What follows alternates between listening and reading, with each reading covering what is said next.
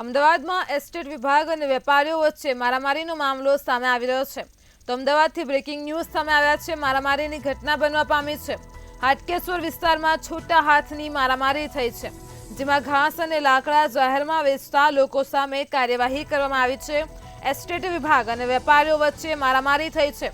તો કોર્પોરેશનના દબાણ વિભાગ અને વેપારીઓ વચ્ચે ઉગ્ર બબાલ બાદ મારામારીનો મામલો સામે આવી રહ્યો છે. ઘાસમાં કોઈના દ્વારા આગ લગાવી દેતા ઘાસ સળગ્યું હતું. જાહેર રસ્તા પર જ આગ લાગતા અફરાતફરી સર્જાઈ હતી. તો ફાયર વિભાગે આગ ઉપર કાબુ મેળવ્યો છે. ઘાસ અને લાકડા જાહેરમાં જ વેચતા લોકો સામે કાર્યવાહી કરવામાં આવી છે. ટીવી સ્ક્રીન પર દ્રશ્યો જોઈ શકો છો. હાટકેશ્વર વિસ્તારના દ્રશ્યો સામે આવી રહ્યા છે.